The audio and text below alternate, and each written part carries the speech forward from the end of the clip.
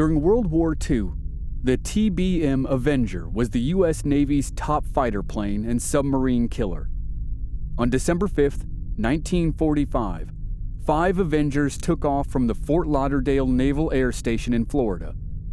They were on a 3-hour training mission that was dubbed Flight 19. The planes never returned. No wreckage has ever been found. To this day, no one knows for sure what happened to the 14 men of Flight 19 or their aircraft. It remains one of the greatest mysteries of the Bermuda Triangle.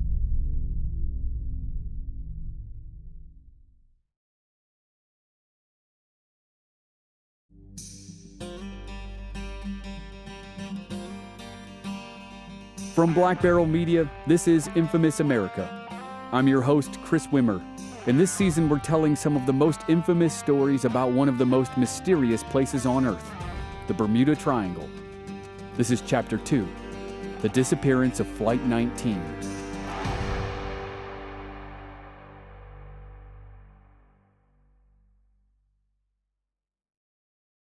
Think back to Steven Spielberg's movie Close Encounters of the Third Kind.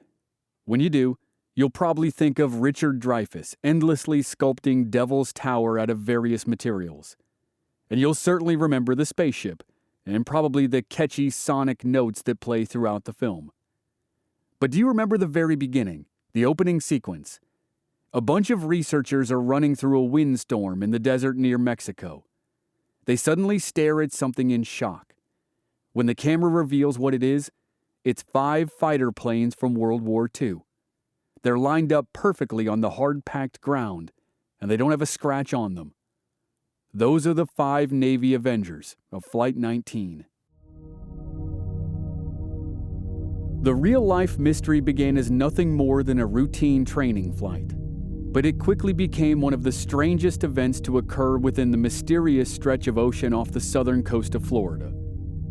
On an afternoon just a few months after World War II ended, the 5 torpedo bombers took off from a naval air station in Fort Lauderdale, Florida. The planes were scheduled to tackle a 3-hour exercise known as Navigation Problem Number 1. This Problem Number 1 was relatively easy for the flyers. The men were to take off from the base and then fly a course of 091 degrees for 56 miles. Then they were to practice low-level bombing at Hens and Chicken Shoals, a shallow coral reef located within the Florida Keys National Marine Sanctuary. The pilots had all done the exercise before.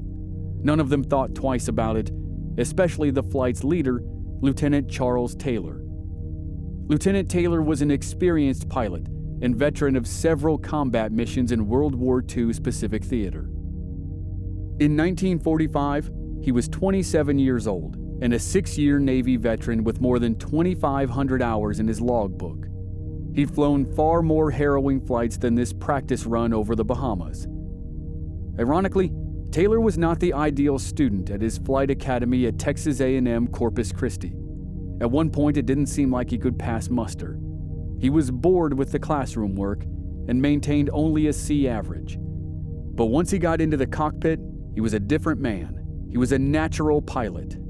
After graduation, he quickly became an instructor. When he received his wings, he joined Air Group 7 aboard the USS Hancock. He was one of the gutsiest aviators in his unit. During the war, Taylor rescued his own commander not once, but twice. Taylor's friends always said he was a hell of a flyer. Nothing could rattle him. Nothing ordinary, that is.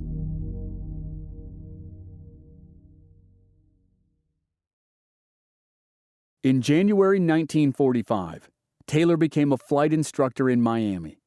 It was a relatively easy duty after serving 10 months flying combat missions in the South Pacific. When World War II ended in May of 1945, Taylor felt some measure of relief that his work days would be fairly uneventful, and they were, until that day a few weeks before Christmas of 1945. The weather report for that day was not perfect, but it wasn't bad. There were some mild surface winds with gusts and scattered clouds. There were no anticipated wind changes. The conditions might have been a nuisance for small to medium-sized boats, but they were fine for TBM bombers. They ranked among the largest single-engine warplanes ever built.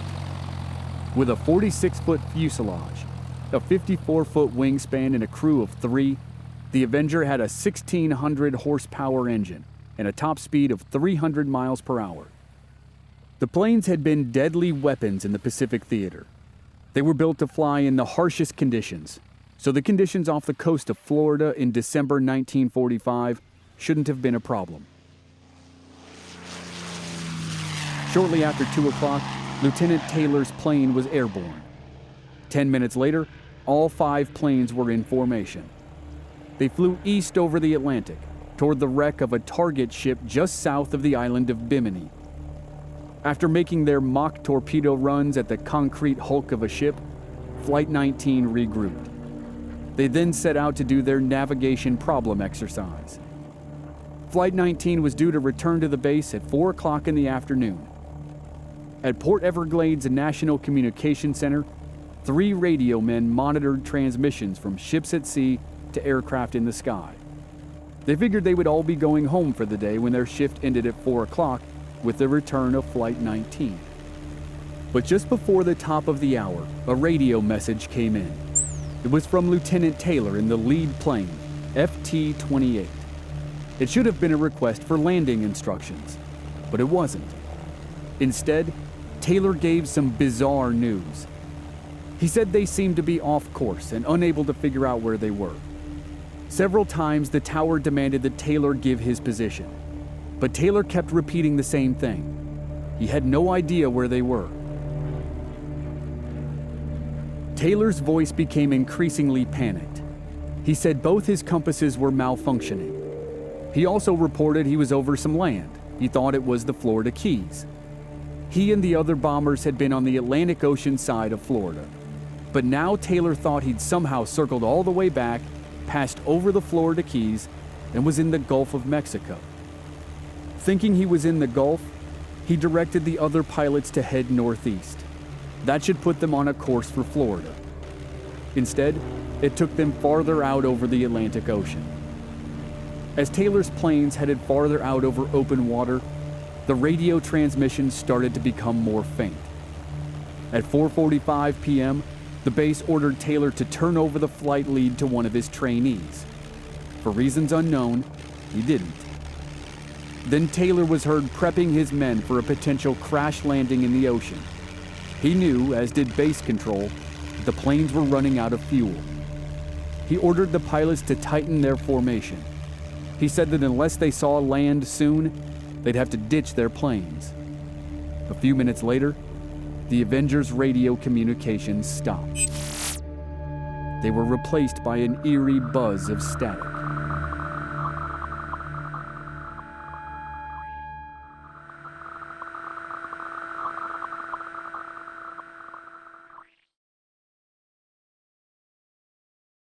The last contact from Flight 19 was at 6:20 p.m. The Navy immediately assembled search planes to hunt for the missing bombers. Around 7:30 p.m., a pair of PBM Mariners took off from an air station north of Fort Lauderdale. With its 124-foot wingspan, the Mariner was sometimes called a flying boat. The rescue planes headed for the last estimated position of Flight 19. But just 20 minutes later, one of them seemed to follow Flight 19's lead by suddenly vanishing off radar.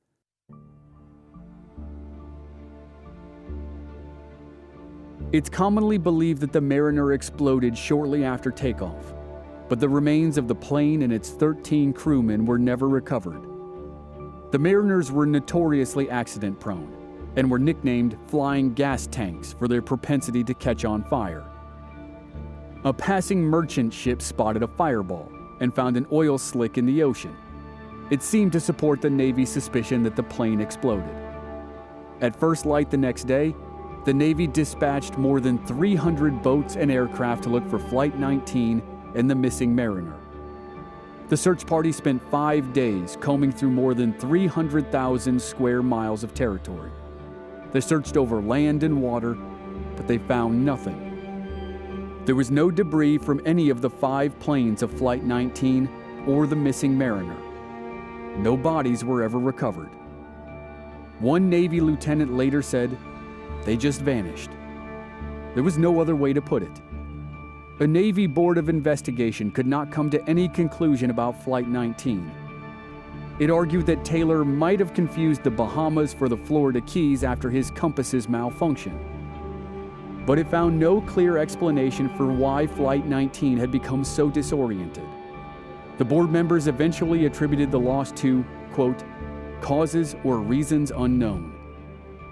The disappearance of Flight 19 was accompanied by several oddities and unanswered questions. Perhaps the strangest of all concerns Lieutenant Taylor.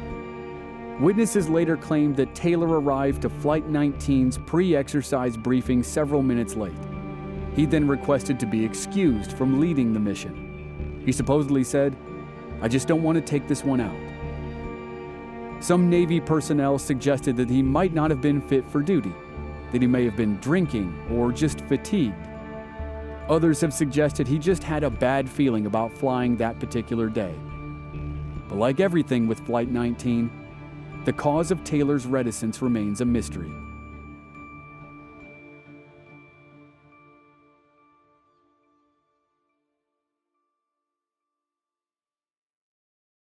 The Navy continued to investigate the disappearance of Flight 19.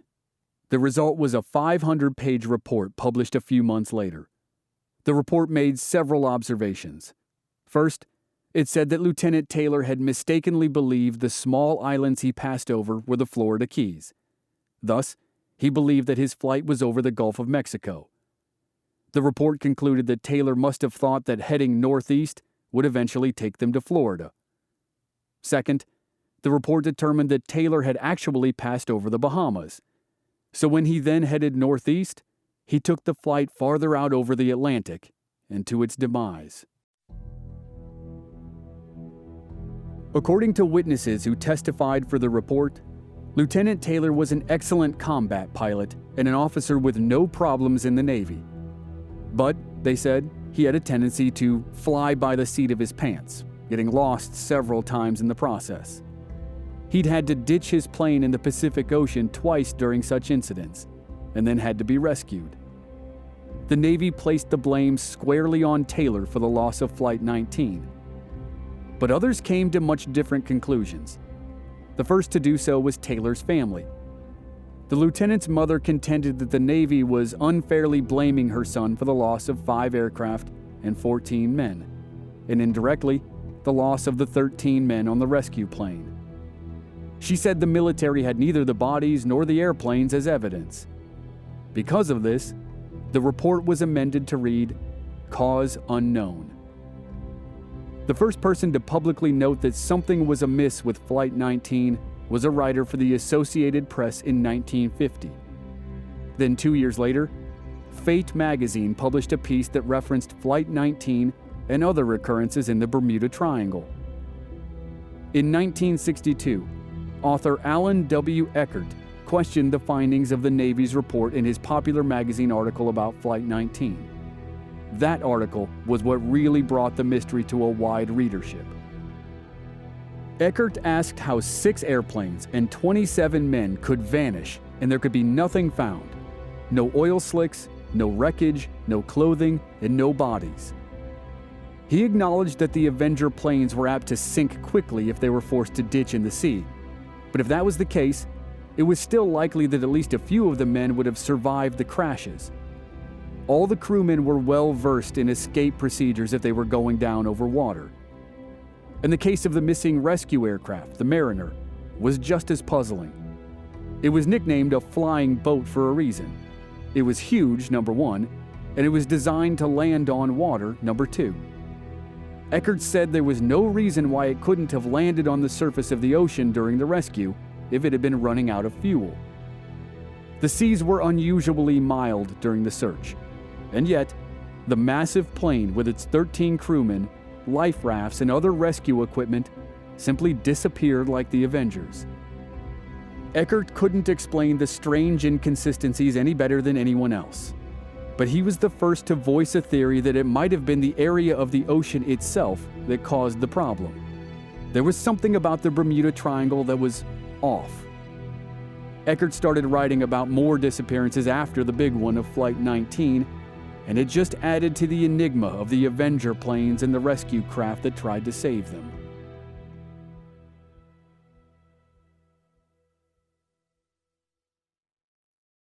Two years after the disappearance of Flight 19 and the Mariner rescue plane, another giant aircraft vanished.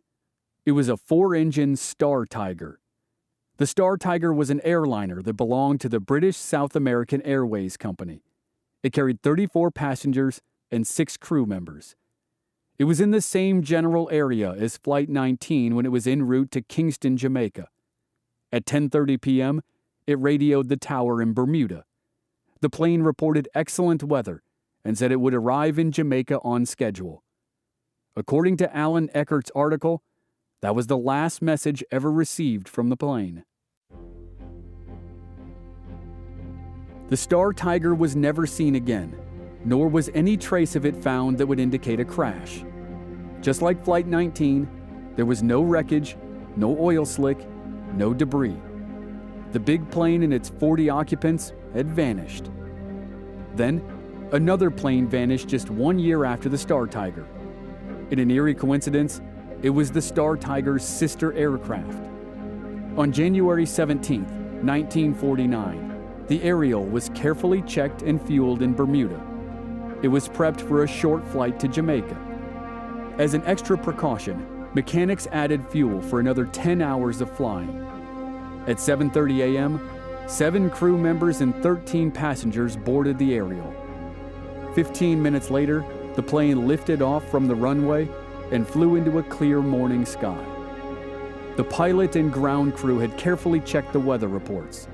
There was no indication of bad weather. Eckert said it couldn't have been a better day for Ariel's trip. At 8:25 a.m., Bermuda Tower received its routine flight report from the airliner. The captain reported that he had reached cruising altitude. The weather was fair, and he confirmed they would land at their scheduled time. The Ariel was neither seen nor heard from again. The British Ministry of Aviation conducted an exhaustive investigation, similar to the one done by the United States for Flight 19. Its conclusions were almost exactly the same. The planes, it said, were presumed lost at sea. No trace of oil, belongings, debris, or bodies were ever found. The conclusion led Eckert to wonder why the Bermuda Triangle swallowed so many aircraft and left no trace of them. He was one of the first to start thinking outside the box, so to speak. But he wasn't alone. Another voice joined him in putting forth new theories about the Bermuda Triangle.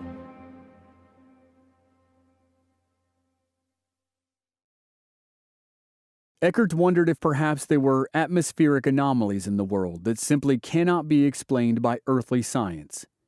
He said these anomalies should be taken into consideration when trying to understand the Bermuda Triangle. While Eckert was one of the first to write about Flight 19 and otherworldly forces, he was soon overshadowed by a much more ambitious proponent of Bermuda Triangle theories. In 1964, journalist Vincent Gaddis published his own theories about Flight 19. He said that if the patrol had flown west from where they were at one point, they would have reached Florida. If they had flown east, they would have seen the Bahamas. Grand Bahama Island is almost 25 miles long. Southeast were 2 more chains of islands. On the day Flight 19 disappeared, the planes had decent visibility in the afternoon. The pilots should have been able to see the islands or the mainland at least part of the time. Gaddis concluded that the planes had flown in a circle between Florida and the Bahamas. That meant that all 5 compasses were thrown off to the same degree. And if all 5 were thrown off to the same degree, they should have eventually flown straight and seen land somewhere. Gaddis said something affected the compasses, and the same thing might have silenced the patrol's radios. And Gaddis thought the rescue plane provided more fuel for mystery. The twin-engine Mariner had the usual radio facilities, but it also had a hand-cranked generator for emergencies. Even if its primary radios failed because of some unexplained anomaly, it should still have been able to call for help. And if it exploded, because of the flaws of its design or some other reason, surely someone would have seen evidence of the wreckage. Gaddis also noted that some of the last radio communications from Flight 19 said the ocean looked strange to them. And at one point, the pilots said they couldn't see the sun. Yet visibility shouldn't have been so bad that the sun was blocked completely. Gaddis wondered if the pilots of Flight 19 had experienced an unknown type of atmospheric aberration that only exists in the Bermuda Triangle. He described the aberration as a hole in the sky. The author was particularly interested in the failure of the compasses. He noted that the Navy was studying the phenomenon. Though the alleged project was classified, Gaddis managed to get some information about it. He said the military spread sensors around the globe. Those sensors were equipped with highly sensitive magnetometers. They were searching for magnetic anomalies or unusual variations. Although the project was classified, Gaddis reported that the variations had been detected in the Key West Caribbean area, right in the center of the Bermuda Triangle.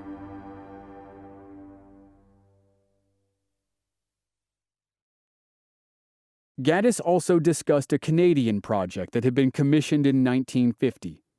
The leader of the project thought there were regions on Earth that had unusual combinations of magnetism and gravity, and those locations had been the sites of unexplained plane crashes.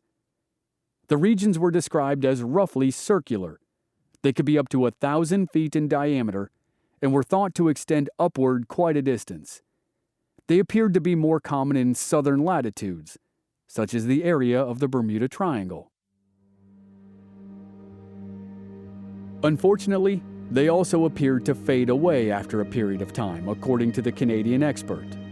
That made it extremely difficult to collect data on them. Bermuda Triangle author Gian Quasar has written extensively about his belief in electromagnetic anomalies.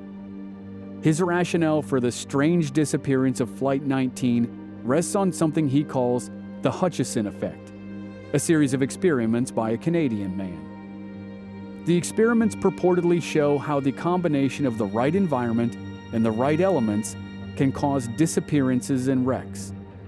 According to Quasar, the Hutchison effect can also generate something he calls electronic fog. He writes that the electronic fog is responsible for making compasses and other instruments go haywire in the Bermuda Triangle, like those of Flight 19. So in theory, electronic fog messed up the compasses of the planes of Flight 19. Lieutenant Taylor became disoriented and led the flight farther out over the Atlantic Ocean instead of back toward Florida. The planes ran out of gas and crashed into the ocean. The pilots who survived the crashes would have been at the mercy of rough seas and deep water. 40 years later, an Army captain thought he found one of the planes. In 1986, the Space Shuttle Challenger exploded. After the disaster, a submarine that was searching for parts of the shuttle discovered a plane on the ocean floor. The sub thought the plane was a DC-3. A retired Army captain who was obsessed with Flight 19 was convinced it was an Avenger. He got an investor, and in 1990, he pulled up the plane. And he was right. It was an Avenger, not a DC-3. But any identifying numbers had dissolved in seawater, so it was impossible to tell if it was one of the 5 planes of Flight 19. In May of 1991, a group of treasure hunters seemed to finally solve the puzzle. They discovered 5 Grumman Avenger fighter bombers lying in a group on the ocean floor. The discovery caused a media frenzy. Then, as quickly as it started, the sensation evaporated. The leader of the treasure hunters announced further investigations revealed the plane's tail numbers did not match those of the long-lost flight. In fact, experts believe that all 5 of the newly discovered planes crashed in separate incidents. It was just a crazy coincidence they were all found within about a mile of each other. The explorers of the 1991 site dubbed their find the Phantom 5. After some analysis, the Phantom 5 were determined to be older than Flight 19 planes, and they all showed signs that their pilots had been able to evacuate. The inventor who led the undersea expedition said he would keep looking for Flight 19. But he also said that if he ever found a cluster of 5 planes again, he wouldn't tell anyone. He said, "If we find 5 more, it will just confirm our theory there's a lot of aliens playing with us."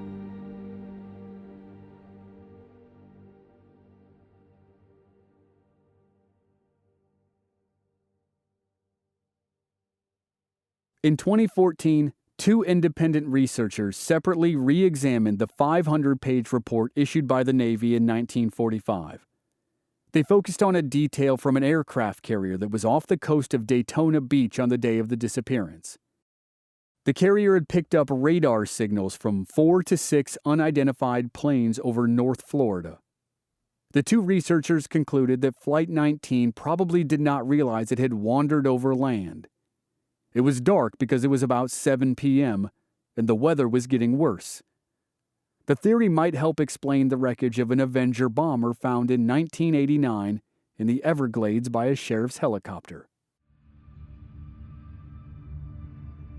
Since there was no other Avenger of that type reported missing in or around Florida between 1944 and 1952, the 2 researchers believed it was a plane from Flight 19. And there was a rubber boot heel found at the wreckage site that was thought to belong to Lieutenant Taylor because of its size. The 2 investigators believed the other planes scattered in different directions while over Florida in the hopes of picking up a homing signal from an aircraft carrier or an airport. The investigators also noted an important detail that was not discussed very much in the decades immediately following the crash.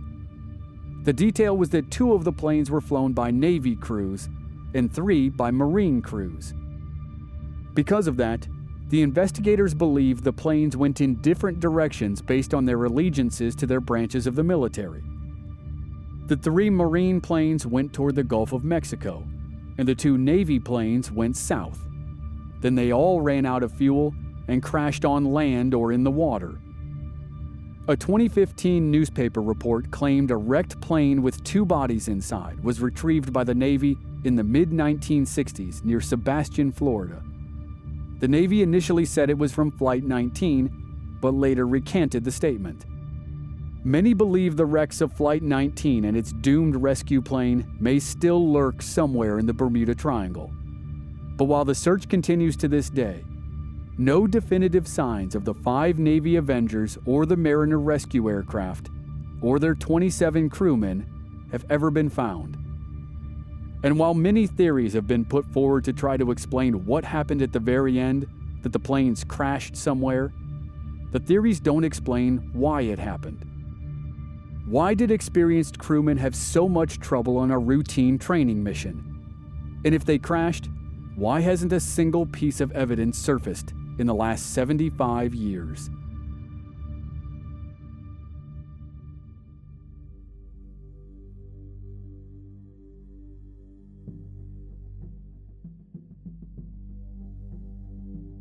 Next time on Infamous America, we'll explore the phenomenon of electronic fog and see if it caused strange experiences of pilots in recent times.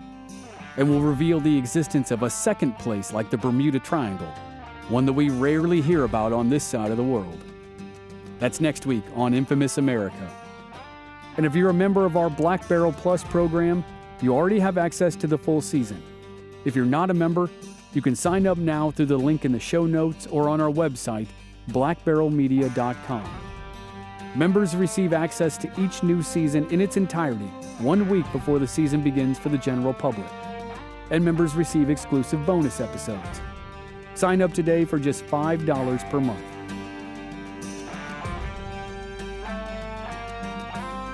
This season was researched and written by Julia Brickland. Original music by Rob Valier. Audio editing and sound design by Dave Harrison. I'm your host and producer, Chris Wimmer. Find us at our website, blackbarrelmedia.com, or on our social media channels.